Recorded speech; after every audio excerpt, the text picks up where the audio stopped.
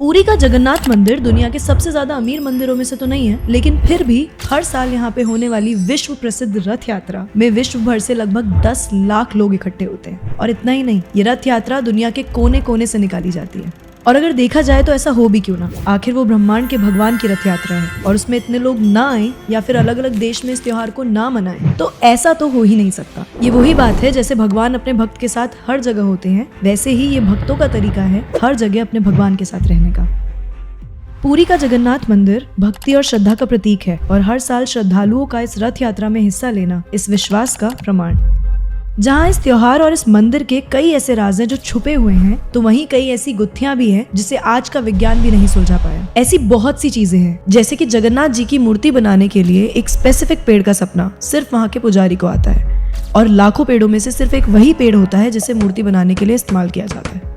In fact यहाँ के local लोगों का ये भी मानना है कि यहाँ भगवान की मूर्ति में श्री कृष्ण का दिल आज भी है। यहाँ चमत्कार की अनगिनत कहानियां तो हैं, जैसे कि लाखों लोगों के लिए बनने वाला प्रसाद ना एक भी दाना कभी कम पड़ा है, ना एक भी दाना ज्यादा। और ऐसी ही बहुत सी कहानियों के बारे में हम बहुत डिटेल में अपनी पिछली वीडियो में बात कर चुके हैं, जिसको आप लोगों ने बहुत सराहा और 85 लाख व्यूज तक भी पहुंचाया। और अगर आपने वो वीडियो अभी तक नहीं देखी है तो उस वीडियो को देखने के लिए आप सिंपली यूट्यूब पे जाकर सर्च कर सकते हैं जगन्नाथ बाय नमस्त्रो। अब चलिए इस वीडियो में आगे चलते हैं और मैं आपको जगन्नाथ मंदिर से रिलेटेड वो फैक्ट्स बताती हूँ जो आई एम श्योर कि शायद आपने कभी सुने भी नहीं होंगे। ये कुछ ऐसी बातें हैं जिन्हें सिर्फ उड़ीसा के कुछ चुनिंदा लोग ही जानते होंगे। तो चलिए चलते हैं जगन्नाथ मंदिर के चमत्कारों की दुनिया की सैर पर। जगन्नाथ जी, जिन्हें पूरी दुनिया लॉर्ड ऑफ द यूनिवर्स कह के पूछती है, और वो अपने भाई बालभद्र और बहन सुभद्रा के साथ हर साल गुंडिचा मंदिर की यात्रा पे जाते हैं, जिसे उनकी मौसी माँ यानी अर्धासिनी जी का घर भी माना जाता है। अब ये तो हुई वो बात जो जगन्नाथ जी की रथ यात्रा से संबंधित है, लेकिन क्या आपको ये मालूम है कि जगन्नाथ जी का एक भक्त ऐसा भी था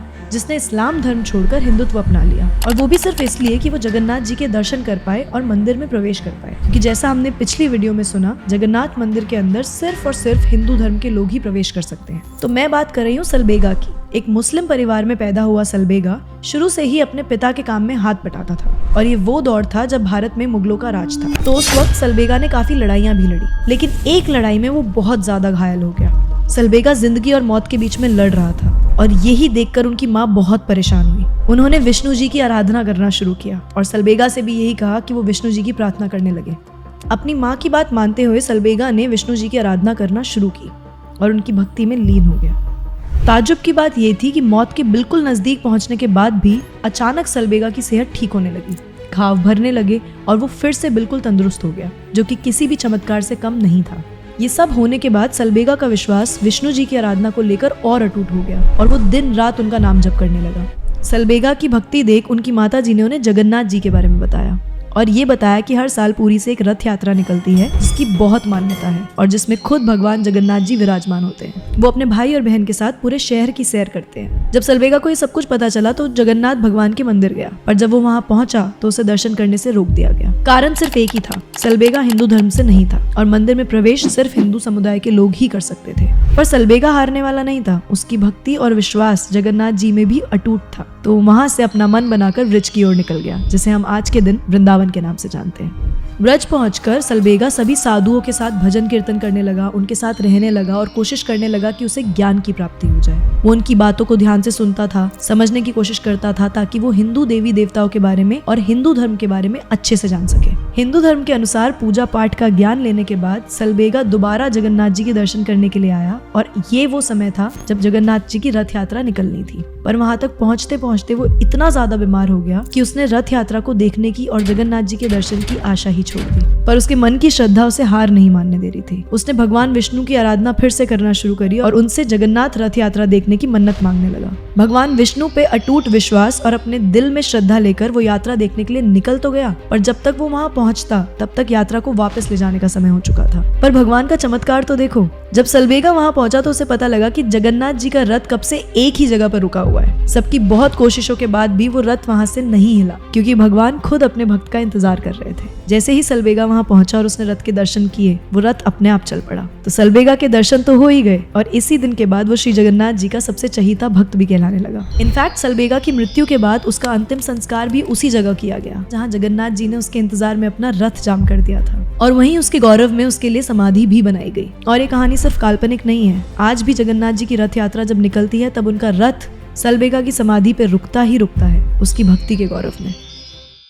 अब जहाँ रीत ही ऐसी चली आई है शुरू से कि हिंदुओं के अलावा कोई मंदिर में प्रवेश नहीं कर सकता, वहीं ये कहानी एकदम इसके ऑपोजिट है, क्योंकि ये कहानी दर्शाती है कि भगवान के लिए सिर्फ एक भक्त की श्रद्धा और उसका अटूट विश्वास ही मायने रखता है, फिर चाहे वो किसी भी समुदाय से संबंध रखता हो। मतलब आप खुद सोचिए कि दुनिया भर में जहाँ भक्त खुद जाते हैं अपने भगवान के दर्शन करने के लिए, वहीं इसके विपरीत पुरी में भगवान खुद अपने भक्त के दर्शन के लिए रुकते हैं। अब आगे बढ़ते हैं। सलबेगा की कहानी की तरह ही एक और कहानी है जिसके बारे में बहुत ही कम लोगों को पता है। दुनिया भर में जिस तरह से अलग अलग देशों में जगन्नाथ रथ यात्राओं की संख्या बढ़ती जा रही है, वहीं पे जगन्नाथ जी के भक्तों का विश्वास भी बढ़ता जा रहा है। और इस बात से तो भक्तों को फर्क ही नहीं पड़ता कि वो पोलैंड से हैं या फिर इंग्लैंड से, क्योंकि डीप डाउन तो वो भी जानते हैं कि ब्रह्मांड के रचयिता के लिए तो सब उनके अपने ही हैं। आज के वक्त में बहुत से लोग जानते हैं कि जगन्नाथ रथ यात्रा क्या है और इसका महत्व क्या है, पर क्या आप ये जानते हैं कि जगन्नाथ रथ यात्रा का पागलपन इस दुनिया भर के शहरों में फैला कैसे? तो बात है 1968 की, जब हरे कृष्णा मूवमेंट चला, जिसकी नींव दुनिया भर के शहरों में स्वामी प्रभुपाद जी ने रखी थी, जिन्हें दुनिया के हर कोने में कृष्ण जी का ज्ञान बांटने का श्रेय भी दिया जाता है। हरे कृष्णा मूवमेंट विदेशों में एक क्रांति की तरह छिड़ गया और लोग ये समझने लगे कि वो नाम जप से मोक्ष की प्राप्ति कर सकते हैं, और यही वजह बनी कि वक्त दर वक्त भक्तों की संख्या के साथ त्योहार को मनाने वाले शहरों की संख्या भी बढ़ने लगी। अब इसमें एक बहुत रोचक बात है जो हमें अगले फैक्ट पे लेकर आती है, वो बात जुड़ी है रथ यात्रा के निर्माण कार्य से। अब ये तो हमें मालूम ही है कि सिर्फ एक ही पेड़ को चुना जाता है भगवान की मूर्ति बनाने के लिए, और वो पेड़ कौन सा है उसका सपना मंदिर के पुजारी को ही आता है। लेकिन क्या आपको पता है जो लोग भगवान का रथ बनाते हैं वो भी पीढ़ी दर पीढ़ी इसी काम में लगे रहते हैं, और उन्हें विश्वकर्मा सेवक कहा जाता है। रथ के अलग अलग हिस्सों का काम इन सेवकों के ग्रुप्स में बांट दिया जाता है, और ऐसे ही अलग अलग ग्रुप्स को निजोगा कहते हैं। अब हर कार्य के हिसाब से इन समुदायों के विशेष नाम भी होते हैं, जैसे कि बड़ेही महाराणा। इस ग्रुप में कुशल बड़ेही लोग होते हैं जो पूरे रथ को तराशने का काम करते हैं।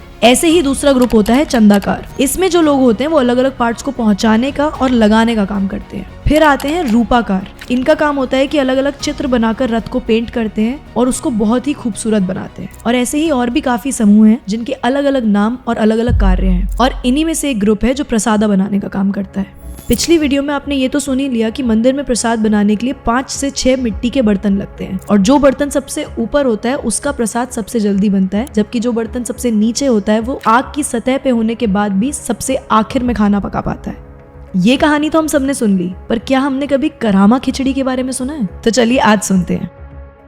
बहुत समय पहले की बात है, करामा बाई नाम की एक वृद्ध औरत हुआ करती थी जो अपने खाने के लिए सिर्फ खिचड़ी बनाती थी, और उनका खिचड़ी बनाने का तरीका बहुत ही अनोखा था। वो जिस दातुन से ब्रश करती थी उसी दातुन से खिचड़ी बनाया करती थी, और इसका कारण था गरीबी और बर्तनों की कमी। वो रोज ये खिचड़ी बनाती थी, फिर पहले भगवान जगन्नाथ जी को प्रसाद चढ़ाती थी और फिर खुद वो खिचड़ी खाती थी। करामा बाई जगन्नाथ जी को अपने बच्चे की तरह मानती थी और उनका रख रखाव भी बिल्कुल वैसे ही करती थी। पर एक दिन अचानक से एक बच्चा करामा बाई के घर आया और उनसे खिचड़ी मांगने लगा। करामा बाई हैरान रह गई और उन्होंने उस बच्चे को मना कर दिया, क्योंकि वो देखने में बहुत ही अच्छे परिवार से लग रहा था। थोड़ी देर हुई, वो बच्चा नहीं माना और उसने फिर से करामा बाई से खिचड़ी की जिद कर ली। उस बच्चे को खिचड़ी के लिए जिद करता हुआ देखकर करामा बाई का मातृभाव जाग गया, तो इस बार वो उसे मना नहीं कर पाई और उन्होंने उसे खिचड़ी खिला दी। जब ऐसा पहली बार हुआ तब करामा बाई ने थोड़ा आश्चर्य तो किया, लेकिन जब वही बच्चा हर दिन आने लगा तो धीरे धीरे करामा बाई का मातृभाव उसके लिए और स्ट्रांग होता गया और संदेह की दीवार मातृ प्रेम से रंगने लगी। अब इसी सब के चलते एक दिन अचानक ये पता चला, जगन्नाथ जी के मंदिर में भगवान ने पंडितों का बनाया हुआ भोजन स्वीकारा ही नहीं।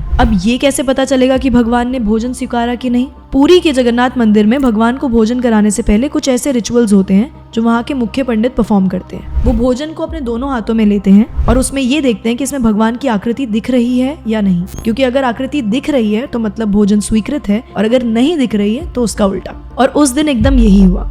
मुख्य पंडित जी को उस दिन प्रसाद में भगवान की आकृति नहीं दिखाई दी। तो जब ऐसा हुआ तो कुछ लोगों ने सुझाव दिया कि करामा बाई की खिचड़ी का भोग लगाकर देख लो। तो मुख्य पुजारी ने एक सांस में ही मना कर दिया, क्योंकि वो जानते थे कि करामा बाई खिचड़ी एक अलग तरीके से बनाती हैं। अब दिन ढल गया और बात खत्म हो गई। पर फिर अगले दिन जब मुख्य पंडित जी भगवान की पूजा करने फिर से आए तो उन्होंने देखा कि भगवान के मुंह पे खिचड़ी लगी हुई है। ये देखकर मानो उनके होश से उड़ गए। ये देखते ही वो तुरंत भागकर करामाबाई के घर गए और उनसे पूछने लगे, क्या कोई बच्चा तुम्हारे यहाँ खिचड़ी खाने आया था? तो करामाबाई ने कहा हाँ। ये जवाब सुनते ही पंडित जी को सब समझ में आ गया और उन्होंने करामाबाई को बताया कि वो कोई गाँव का बच्चा नहीं बल्कि स्वयं जगन्नाथ भगवान है जो तुम्हारे हाथ की खिचड़ी खाने आए हैं। और उस दिन के बाद से लेकर आज तक हर साल रथ यात्रा के वक्त प्रसादा के रूप में खिचड़ी ही बनती आ रही है।